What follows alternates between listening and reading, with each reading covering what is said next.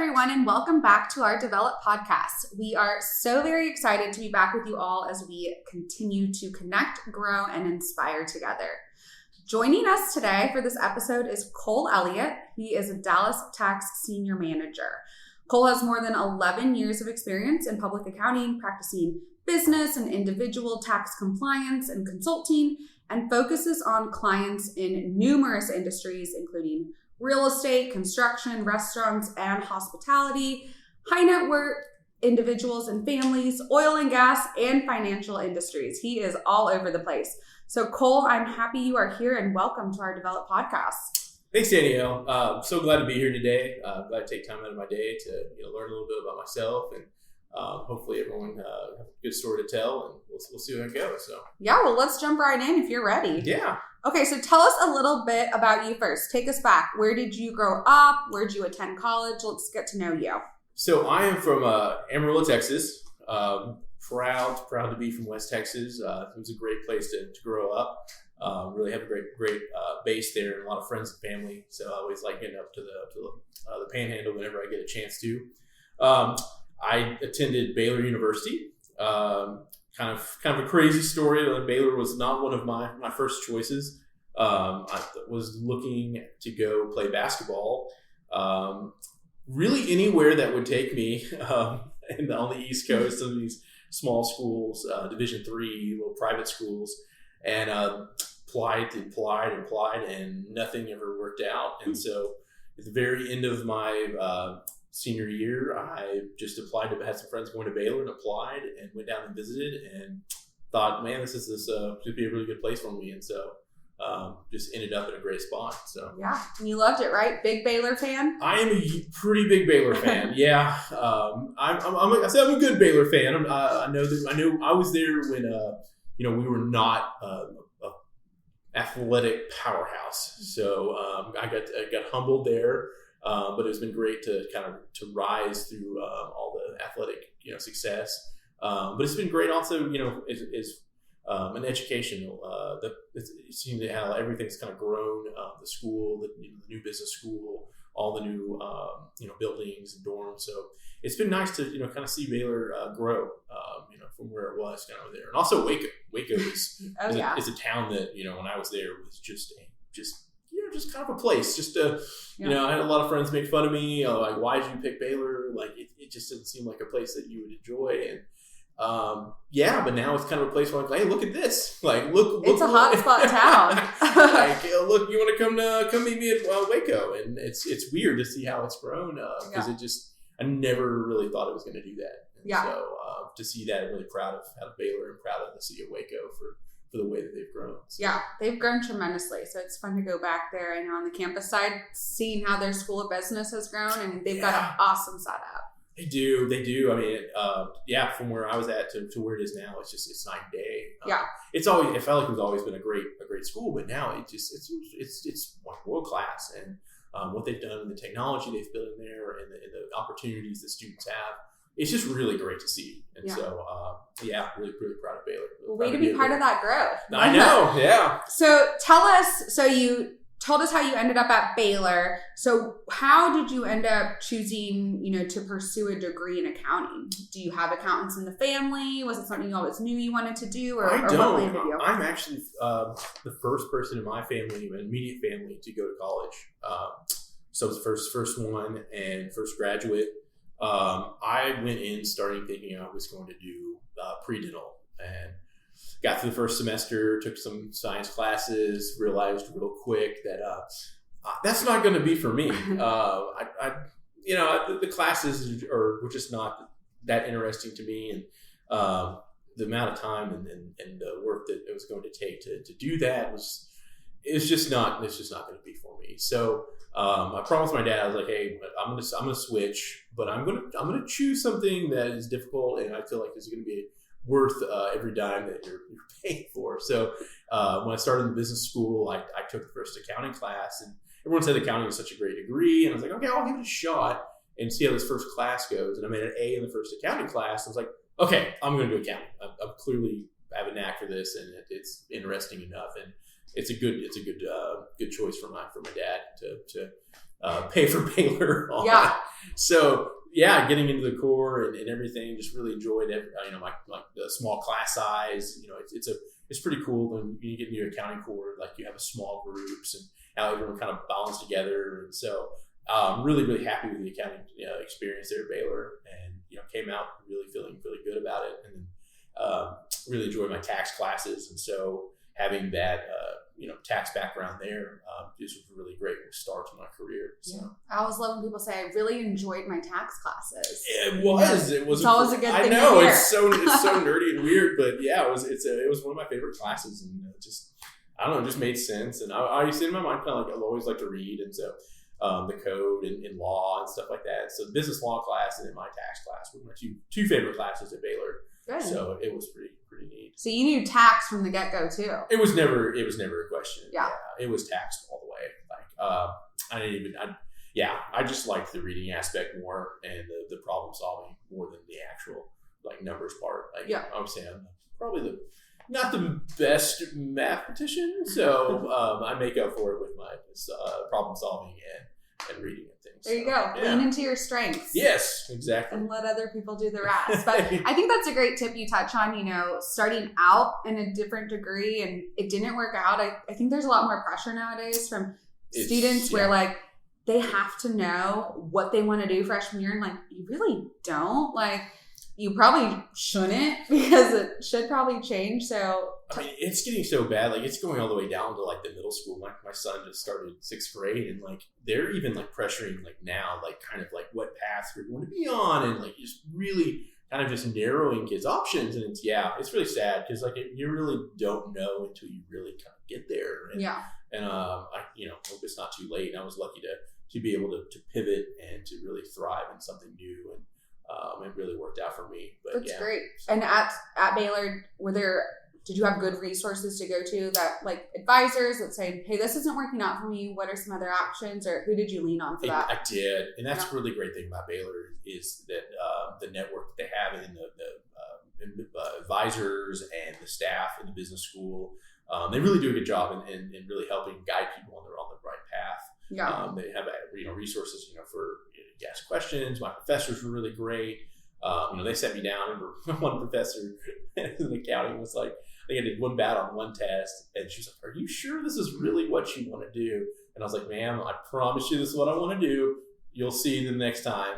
And I went and aced the next test and made enough grades to get into the actual to the next part. So they really do care and really want to make sure that you're on the right path. So kudos for Baylor for having that environment. That's awesome. Great tip to utilize those resources that you have while in school. I think it's really important. So don't feel like you just have to do something and not enjoy it, but find something that you're passionate about. No, yeah. And next to getting involved with your professors and the advisors are the most important thing you can do, because they see it. And that's what they're there. They're there to get you through and to be successful. So true. Utilize that. So walk us through your on-campus, recruiting experience. So what was it like for you at that time, and how did you navigate, the process of it all, decided where you want to intern, what city you wanted to be in? Walk us through it all. So I'm a little bit different path to where I am now than the normal student. I didn't do an internship. I instead chose to do an internship in the house in DC, the U.S. for a representative, Mac Thornberry. So instead of doing a county internship, I went to DC and lived there for the summer and worked in the Capitol building. So fun. Which was awesome. Yeah. Not so great for accounting, but from a world experience, it was awesome. Really taught me a lot about myself and really grew up kind of quick, living in a large city, coming from Amarillo, Texas to Waco, it's about the same size, and then moving to DC by myself was a pretty awesome experience, and really helped me kind of develop myself as a person. Yeah. But I had by the time I got back from my senior year, I interviewed with some firms that I wanted to work with. I never wanted to go Big Four, so I really just kind of X'd that out, and so started looking at some firms that were smaller, and found the right fit, and signed my letter before I graduated, and so it was pretty smooth. I didn't have to go through the rigorous internship process that a lot of kids do. Now that I'm a part of the other side, now it's crazy to see. But I when I was a student, did not go through that process. So, okay. So when you came back from your internship in DC, which by the way, I'm sure that stood out on a resume, especially going through public accounting. Yeah, I get a lot of questions. Yeah. Like, what was this? But what were some of the things that were important to you in finding a firm post-graduation? For me, it was finding a place that I could fit in and grow. That I knew. Someone told me, when I was going through the process, find a firm, because when you go to work every day, you want to work with the people that you feel comfortable with, and you're going to, like I said, working these hours. So find a firm that fits you culturally, and you want to really succeed there. And so I found a firm that was small. I had some ties back to my hometown, some people that I knew, and so I really felt comfortable there, and I really enjoyed my time there. So that's what I always stress when I'm on campus is when you're interviewing these firms, like really just imagine yourself working there full time with these people. And if you can't feel comfortable with that, you probably should reassess the firm, because you're not going to enjoy your time there, which is going to be most of your time when you start your professional career. So I was lucky to find that, and it really, never had any issues. So. Yeah, 100%. I think it's a decision you can make long term, not just maybe what looks best on a resume, but where your perfect fit is. And then that's what I say. Yeah, I said you're going to get the most out of it, and the most important thing in your early career is gaining experience. Yeah. You come out of college and you have the skill set, but you really need to develop it in practice. And so if you're not doing that and not enjoying that work, you'll burn out real quick, and you'll never get that really good experience that you need in those first couple of years to decide if this is even for you. Like, public accounting is not for everybody. In these 11 years, I've seen more people just get out of it than more stay. Sometimes you look up and you're like, well, I'm not the only person around. Yes.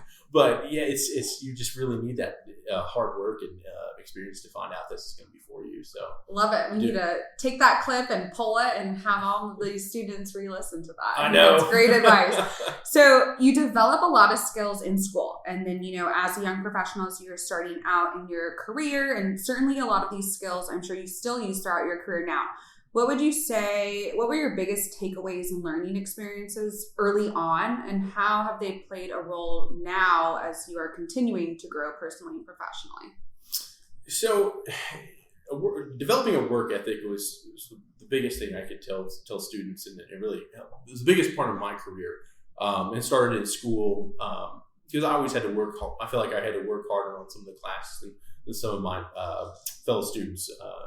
So I was always in the library, doing all-nighters, just working as hard as I could to make the best, to get through the classes and the curriculum and learn the most I could.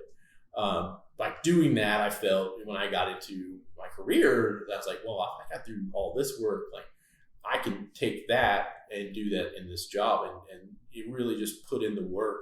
Always, raise your hand when there's more, if anyone needs any help. Just make yourself available and just put in that time and learn. Because like I said, those first couple of years, you're re-interviewing at that point. You got the job, but your first couple of years, you're re-interviewing. And you're interviewing by the way that you work and the way that you handle yourself at the office. And so I think a lot of kids think, oh, I got that job. All you got to do is just kind of coast through, and then you got 2 years, I'll get promoted. It's like, no, you start that day one as a whole new interview process for the rest of your career. And so, those skills that you learned and your work ethic that you learned in college, like take those skills and then develop them even further through your career and to start that. So, I think people just kind of realize once they get that job, I think it's not over. Like you're all constantly interviewing for the rest of your life. Constantly interviewing, constantly learning, right? Yes. Yep. So tell us about some struggles or setbacks you experienced as a young professional, early on. Walk us through maybe how you overcame those. Any tips that you still use today? So was not a model first year accountant. I'll be the first one to tell. You can ask any of my first bosses. I need a little bit of growing up. One thing I did was I did not take the CPA exam for a full year.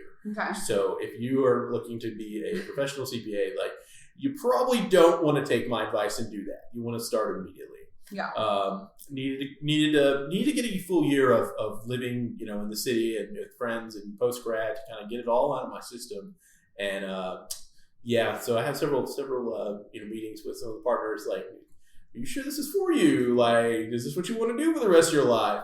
And so they were really nice to give me that 1 year of grace, and then it's kind of had pressed the button and said, okay, now it's time to start my career. Which was tough, I'm sure, right? It was, and getting married and then having a child shortly after that is another natural way to, hey, it's time to get down to real life. So the best thing you do is don't do what I did. Which is still good advice. Yeah. So any other advice you would give, your younger self now, knowing what you know, aside from, get on the CPA ASAP, but any other advice you would give yourself for everything you've experienced so far during your professional journey?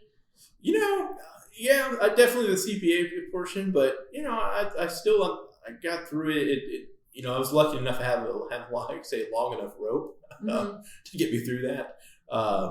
But yeah, just continue to day one, just start working hard and really focus in. Like I said earlier, your first job is an interview, and now knowing this now, being where I'm at, like, it really, I was looking at my young self. I was like, man, I would hate my young self. Like, you just can't do that. And I see kids that make that choice, and you just sit them down and say the same things that was told to me. Like, it's time to start your career. This is not college anymore. It's time to get down to business. Yeah, so, certainly a good mentality to adopt earlier on than later. It is, yeah. So luckily, like I said, lucky to have that extra rope, but get to business quicker and start your professional career. Love it. So let's talk about some of the things that you get to work on professionally. What type of clients do you primarily work with, and walk us through, your growth over the years at each level, how you've progressed. Yeah. So a lot of my clients fit a kind of a typical mold. They're almost a little on the smaller side, but I would say they're a business owner and kind of their family wealth and business. So we're doing like all of their family business, and then we're doing their personal, their trust. We're kind of doing the full gamut of their life, and so it's really great to work with them because you get a chance to see everything. It's not in the work that we do. At the business affects, everyone from other generations to their trust. And it's so great to be able to plan and kind of and to build those relationships. Because a lot of times you're working with, the patriarch of the family, but then, as they get older, then you start working with the next generation. And so I'm kind of getting to that step now where I cut my teeth at the beginning of my career, with the patriarch, doing it as a staff, and then now kind of working with him as we kind of pass that down to the family and working with the next generation. So that's been awesome to kind of be that full circle. And now that, a lot of working with people that are my age, who are now kind of working into their business, and it's either starting new businesses or taking over their family business, stuff like that. So it's really great to take that things I learned when I was young, when I was working with the patriarch, to now kind of pass that on to the next generation. So, yeah, and it sounds like you get to really build more of an intimate relationship with your clients. I'm sure that's fun to. I have several. Like I said, I have clients that I worked on my first year for 11, 12 years, and so and that's what I said when I'm out there prospecting and looking for new clients.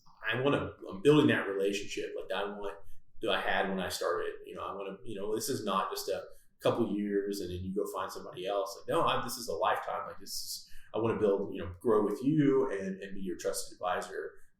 So that's always the best part of my job is building those relationships with the client, and helping them out, not just 1 year, but for 10 years. So love that. Anything else, some things that you love most about what you get to do aside from the relationship building part? I'm sure it's fun to make the transition as well to more of a leadership role and develop our future leaders here. So what do you love about what you get to do? I do love that as well. So like I said, it starts at the recruiting. I love, recruiting, great talent to the firm. And then once they get here, it's great to, develop them as they start their career. and remember those things that I had when I was young, and then get them in front, get them excited about the clients, get them excited about public accounting, and then all the things that really make my job so great. And so it's great to pass that along and mentor them. And like I said, just being being someone that they can come in their office and always know that I have an answer for them or whatever they need, whether it be professional or personal. That's been great. Like I said, the best part of my job is coming to the office and either meeting with clients or meeting with people. I just enjoy the interaction. I could never work remote if I had no one to talk to. I have to always be around people, and so this has been great to get back in the office and be around my fellow coworkers and staff. So for sure. So you've mentioned this, and you're really involved in our current campus development efforts, which we love having you on board. How important do you think it is to get involved in these efforts, within your own firm or organization?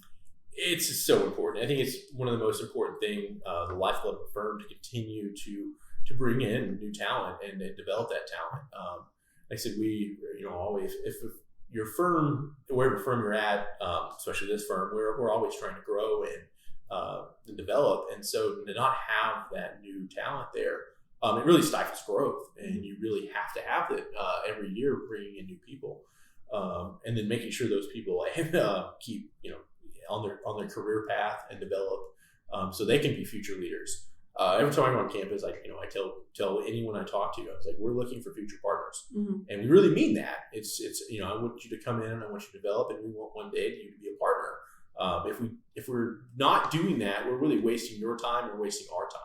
So we're really upfront with that, and I think that's a great opportunity when we go on campus to be able to say that and to really hold that true. Yeah, so. And how great to get involved. Even staff and seniors, and I always encourage them, like, you're getting to bring in the interns and staff that are going to be working for you. Yeah. So how cool to play a part in that. Bring on people you like. Exactly. Yeah, I do it with clients. Yeah, find clients that you like and find people that you work with. So if you're making all those choices, you're in charge of your career, and so I think that's a great advice to anyone in public accounting who's unhappy is make your career. Go, get involved in recruiting. Go recruit the people that you want to work with. Go get clients that you want to work for, and then you have no complaints because you're the one in charge. Yes, so good. So what excites you now most for young professionals who are just getting started in their career, whether it's intern or staff level? What excites them? Excites me. Well, the most thing excites me, this is so kind of like lame, is really just seeing them get some of the concepts that were so difficult for myself when I got started. And I won't get too technical about what those were, but there's some concepts that just, when they click, it's just so awesome to see them get it. And because it's so important for their growth, once they hit those concepts, that they'll be able to just take off. So when I see these kids come in and we're doing with their interns and we're reviewing returns, and I'm like, oh, you got that. That's awesome. And we'll go talk to them and be like, hey, keep growing on this because it's so important. Once you get this, then you can start moving on to this, and then you'll really become an asset. Yeah. And then you can kind of take off from there. So it's really great when like that light bulb just goes off and you're like, oh, I know you got it, and I know you're going to be successful. Love that. So professionalism and soft skills are really important, in any industry that we're involved in. So what mentalities do you believe are the most important to adopt as you are growing within your career? So less on the technical side, more on the soft skills. Yeah. So I think it's important. Attitude is number one, as just having a positive attitude and be able to work with your peers every day, coming in with a smile, just being positive and coming in with a smile on your face, whether a terrible day or whatever, just come in and you're always being positive. That's gonna give you such a leg up on everyone. I love to see people come in the mornings, and you're during tax season. I know that everyone's been working really hard, but I see the smile on their face, and I know that they want to be here, and it's just like that. That's something that's so important. So I know it's tough. Sometimes I'll always be that, but it's just, if you can always work on being positive when you're here, you think you're really go a long way.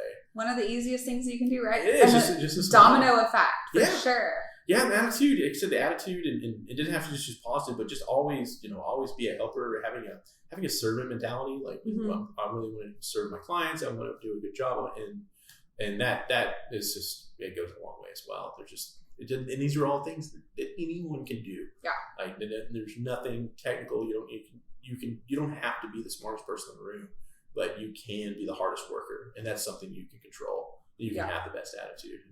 So when I went to campus too, like, I look at that as well, and then sometimes that's more important to me than the GPA. Yeah. Like if I see someone and I look at their resume and I see all kinds of things that I think translate into hard work, and then I will look at that over what a GPA says and say, I think this person, if there's any technical shortcomings, it can be easily made up with their attitude and their hard work. Yeah, so I think that's fun about building firm culture. It's all about those types of things. And on the campus side, when we're getting to know students, we're looking for things like that, right? Just getting to know them as a person, and it's the best part. What they're passionate about, what excites them, what value they want to add. I think it's so fun.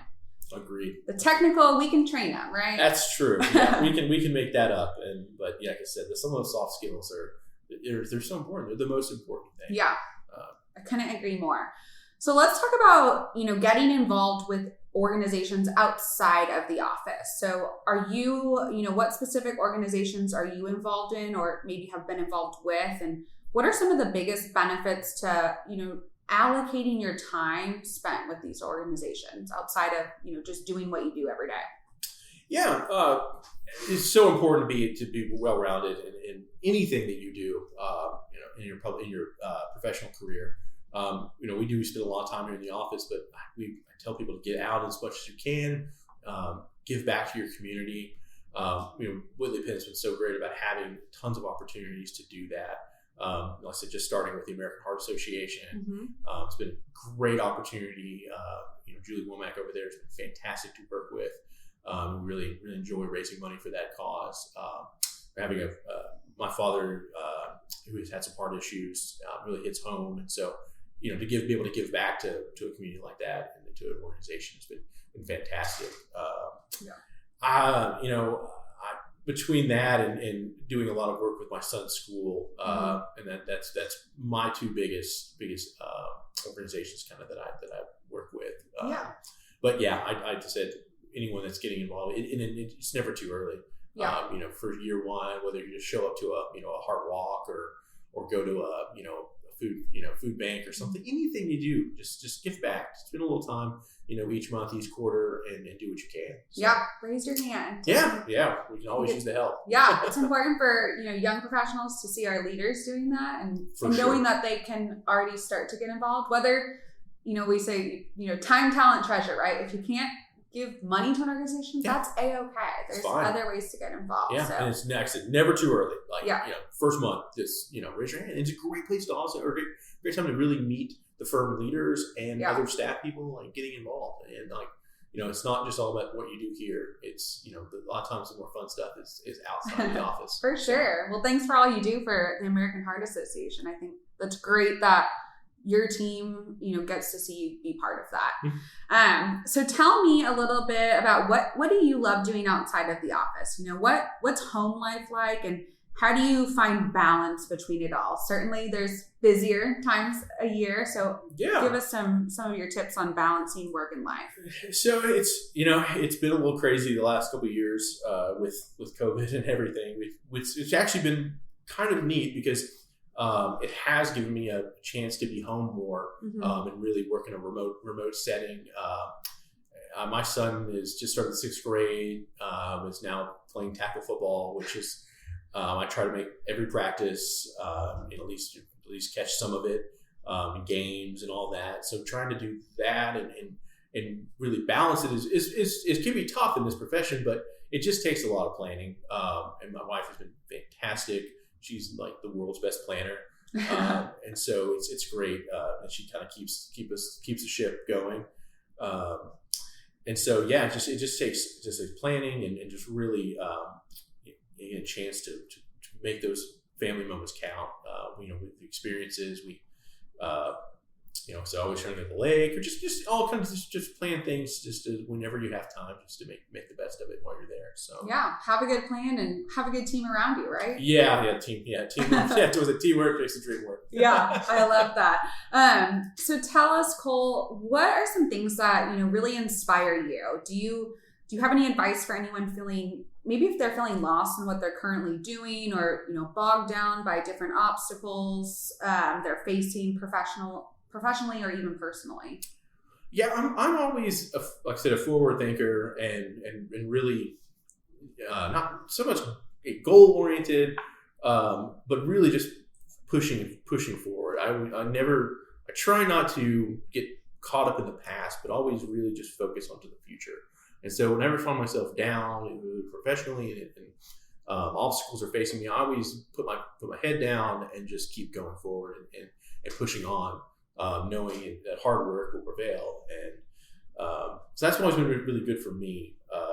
And so I'm not the most inspiring person, but like I said, just hard work for me has always kind of got me through the hardest obstacles, and really just focusing and really just putting it down and moving forward. Never stopping and never dwelling in the past. Yeah. Learn from your experiences, but don't dwell on them and let them hold you back. Always learn from them and keep pushing forward. Because if you do that, I think you'll succeed. I think that's super inspiring. I love that. Thank you. So if you could be doing anything else professionally right now, what would you be doing and why? I'd probably be fly fishing in Colorado. There you go. Yeah, I know that doesn't pay the bills, but yeah, that's. If anyone knows me pretty well, like I'm love to be outdoors. And, go to concerts and like I said, fly fish, golf, stuff like that. So anything that would be recreational outdoors, I could see myself doing. And how many times do you get to fly fish a year? I used to do a lot more. About once a year usually. Okay. Yeah, we went last year in Colorado. I'm going to Wyoming here in a couple weeks. So fun.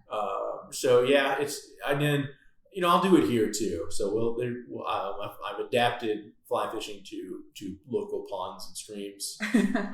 So you can catch me all over Colleyville at the local ponds with my son fly fishing. I'm the one guy fly fishing while everyone else is throwing out worms. There you go. So if you see that one guy in Colleyville, that's Cole Elliott, everyone, for you. Yeah, we'll hop. Yeah, there's some fences we'll hop, and there's it's.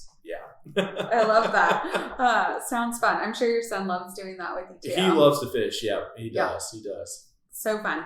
So, trends are always changing, updating, evolving. How do you stay updated on new trends and any resources you rely on to keep you up to speed with what's going on? How to stay connected within our specific industry, or, even just as a professional and leader for your team? So I read a lot of news. I used to be better. Working in DC, I really thought I was wanting to get into politics. So I do still follow a lot, especially in the bill making process. And it's so important for tax because, a lot of our most important bills, they start in Congress. And so I do keep a really good track on kind of what's upcoming legislatively. So I'm not really like caught off guard. Mm-hmm. So yeah, just read, just stay up, find your good sources, and just kind of keep yourself well read. You don't have to read a. I'll be honest, I haven't read a book in a long time, but I always kind of keep up with current events, current news. Know the kind of the pulse of the political climate. Kind of where things are moving, and so I'm able to help my clients because I get more questions now, like what's happening legislatively, what's going on in Washington. I'm like, well, I can't tell you exactly, but I at least can give you an idea what I feel, based off of kind of what the news and the resources we have. And the firm does a great job of providing all kinds of different resources for us. Yeah.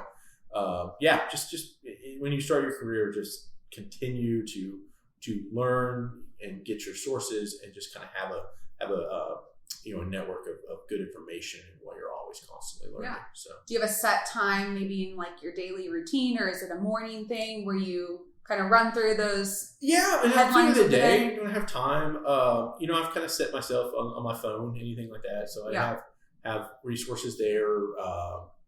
Just whenever I have a little time, just kind of kept reading. And I have a good network of friends that send emails out, and kind of we have it's kind of funny. I have a group of dads that we have a large a group meet, and there's always tons of discussions about business legislation, and a lot of small business owners and stuff. So we always are kind of throwing things off each other. And they're always asking me tax questions, and they're asking them business questions. So it's really great just kind of finding a network of people that are like-minded, that you can run that kind of stuff by each other. And, I like that. And just but you can't know everything, but if you build a network, you can rely on that. You can, I guess, take on more information as a group than just as a single person. So, I love that. Yeah. Use those resources you have. So lastly, any books, podcasts, I know you haven't read a book in a while, you said, but, or any shows recommendations you want to leave our audience with. So this could be on the growth side or development or just personal. What's grabbing your attention right now? Anything fun? Well, I'm going to tell you, this is the first week of September coming up, and that is the first week of college football season. So that's going to be taking most of my viewing activity away. That's some good work-life balance. Yeah. So it starts Thursday and usually goes through Sunday from a TV standpoint. I'm not as, I'm trying to think of the last podcast book that I read. I think there was that work week one, like the 4-hour work week or something. Yeah. Like really just efficiency and things like that. So you find something that you really can help you professionally and you enjoy reading and just continue to grow. Yeah. I'm, like I said, don't one of those, don't do what I do. Because I am not the best at keeping up with that as I should be. So yeah. That's okay. It sounds like you've got a lot of good tips and tricks and resources, and you've built a lot over these years that have kind of led you in a good direction too. Good mentalities you've adopted. I hope so. Yeah. I'm here, and I'm pretty excited. I said I love what I do. I love coming into the office. I love working with my clients. It's been a wonderful experience. So like I said, best advice, just continue to grow and make yourself a better person every day and keep going forward. So. Well, thank you. Yeah. That's great to leave our audience with. And, thanks again for joining me today, sharing your story, advice with our audience. I look forward to watching your continued growth and success. And we are super lucky to have you on our team. And best of luck to Baylor this year. I'm an OU girl, so. Well, you won't be a conference mate very soon. That is true. But hopefully they'll have a good season this year for you. Yeah. Thanks, Danielle, for having me today. Really enjoyed taking time out of my day. And so, yeah. Love it. And as always, I would love to connect with each of you on LinkedIn and engage with you all as you are developing in your career. So please reach out, make sure to listen, share this podcast if it provided you value. And we look forward to hearing about all your stories as we continue to develop, connect, and inspire one another. Thank you.